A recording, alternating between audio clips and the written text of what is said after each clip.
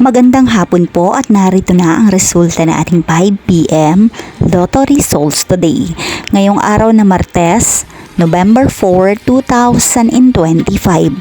At para po sa draw natin ngayon ay ang 3D Lotto at ang 2D Lotto. At para po sa Lotto More updates, pasubscribe na lang din po ako sa aking channel at pahit na din ng notification bell.